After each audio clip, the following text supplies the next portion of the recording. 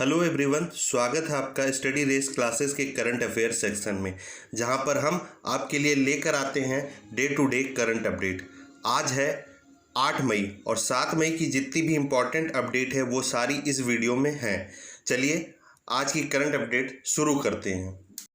पहली अपडेट है, विशाखापत्तनम में किस जहरीली गैस के रिसाव से बड़ा हादसा हो गया? इसका सही आंसर है बी, स्टायरीन।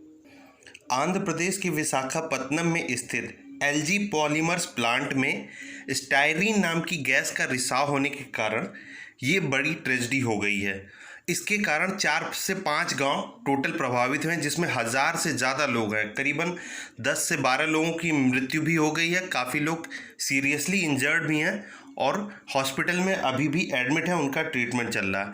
अब बात यहाँ पे स्टायरीन की है, तो स्टायरीन के बारे में थोड़ा सा हम लोग देख लेते हैं। स्टायरीन एक ऑर्गेनिक कंपाउंड है। इसे हम एथेनिल बेंजीन के नाम से भी जानते हैं। ये कलरलेस ऑयली लिक्विड होती है जो कि ईजिली एवोपरेट हो सकती है। स्टायरीन का बहुत ही ज़्यादा यूज है। इसको हम टॉयज़ बनाने में, शूज़ बनाने में, रबर बनाने में या पैकेजिंग मटेरियल बनाने में, ऑटोमोबाइल्स के पार्ट बनाने में या पाइप्स बनाने में भी इसका इस्तेमाल होता है। अब स्टायरीन एक टॉक्सिक गैस है।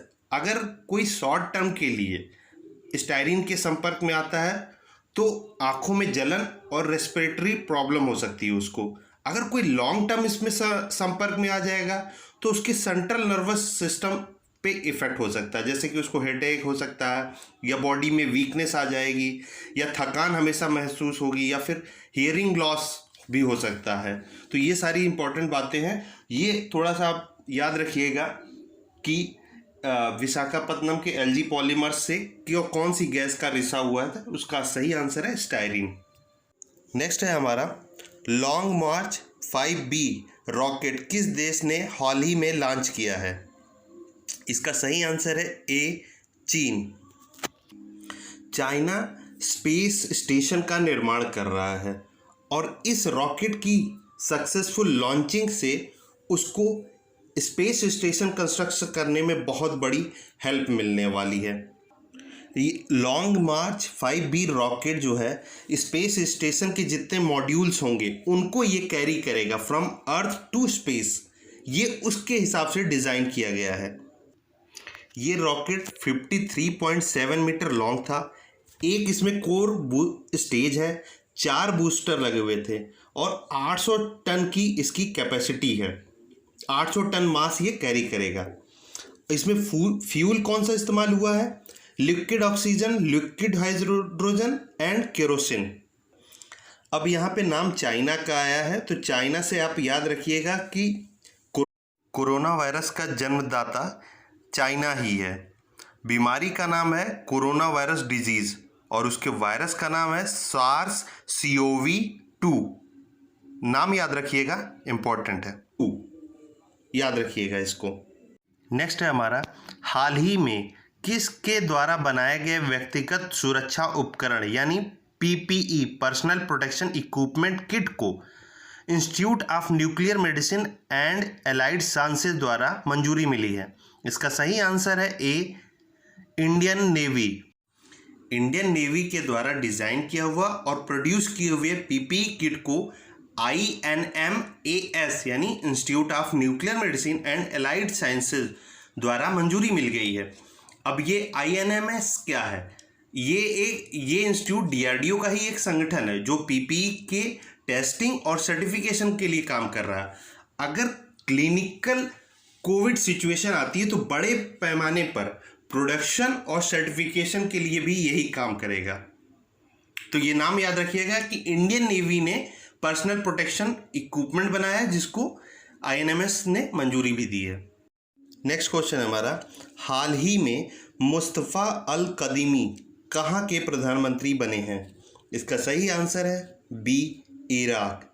इराक वारग्रस्त एक देश है। सद्दाम हुसैन की डिक्टेटरशिप समाप्त होने के बाद ये इराक में तब से कंटिन्यूअस वॉर चल रहा है और कोई भी स्टेबल गवर्नमेंट वहाँ पे नहीं आ पाई है और वहाँ पे करप्शन बहुत ज़्यादा इंक्रीज़ हो चुका है। अब इराक के बारे में कुछ इंपॉर्टेंट पॉइंट बता देता हूँ। इराक की जो कैपिटल है वो है बगदाद। इराक की करेंसी इराकी दिनार और इसकी संसद का नाम है नेशनल असेंबली। नेक्स्ट है हमारा सुपर मून से संबंधित कौन सा कथन सत्य है। अब इसका देख लेते हैं कि सुपर मून एक्चुअली में होता क्या है। सुपर मून तब ऑब्जर्व होगा जब पृथ्वी, चंद्रमा और सूरज के बीच में आ जाएगी। और इसमें होगा क्या, जो हमारा चंद्रमा है वो पृथ्वी के उस समय सबसे करीब होगा, जिसे हम पेरिजी कहते हैं।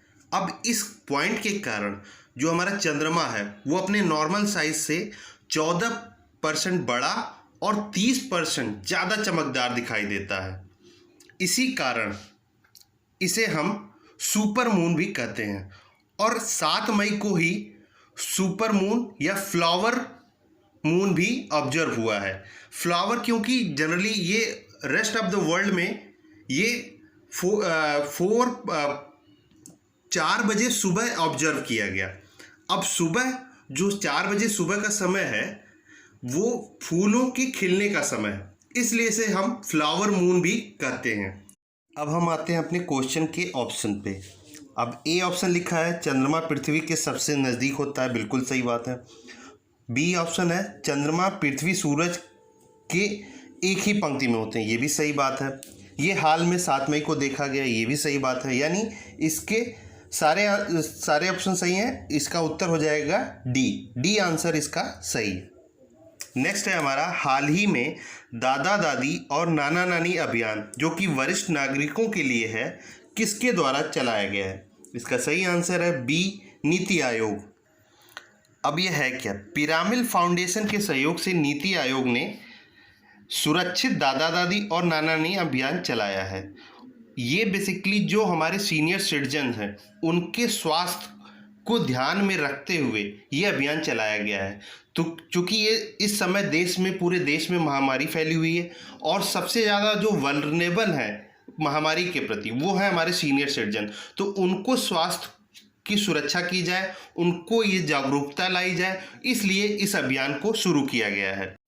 नेक्स्ट है हमारा विश्व एथलेटिक्स दिवस कब मनाया गया है, और इसका सही आंसर है सी, 7 मई। हर साल मई के महीने में अंतर्राष्ट्रीय एथलेटिक्स दिवस मनाया जाता है। एथलेटिक्स के लिए युवाओं को प्रमोट करने के लिए इस डे को सेलिब्रेट किया जाता है।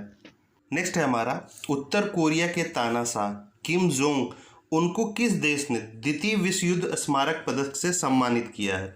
इसका सही आंसर है डी, रूस।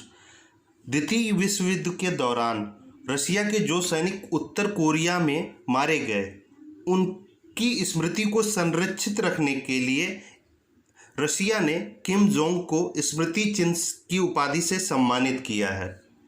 नेक्स्ट है हमारा सीमा सड़क संगठन BRO बॉर्डर रोड ऑर्गेनाइजेशन स्थापना दिवस कब मनाया जाता है। इसका सही आंसर है सी, 7 मई। 7 मई को बॉर्डर रोड ऑर्गेनाइजेशन ने अपने फाउंडेशन डे को सेलिब्रेट किया है। 7 मई 2020 को बॉर्डर रोड ऑर्गेनाइजेशन को स्थापित हुए कुल 60 साल हो गए हैं। BRO संगठन देश की सीमाओं पर रोड कंस्ट्रक्ट करना, ब्रिज कंस्ट्रक्ट करना, इस तरह के काम को करते हैं। नेक्स्ट है हमारा मैक्स बूपा हेल्थ इंश्योरेंस के नए MD और CEO किसे बनाया गया है। इसका सही आंसर है बी, कृष्णन रामचंद्रन। आज के लिए इस वीडियो में बस इतना ही। कल एक नई अपडेट के साथ नए वीडियो में फिर से मिलेंगे। अगर आपको हमारी वीडियो पसंद आ रही है तो इसे लाइक करिए, कमेंट करिए। अगर आप चैनल पे नए हैं तो चैनल को सब्सक्राइब करिए और बेल आइकन प्रेस करना मत भूलिएगा। Thank you.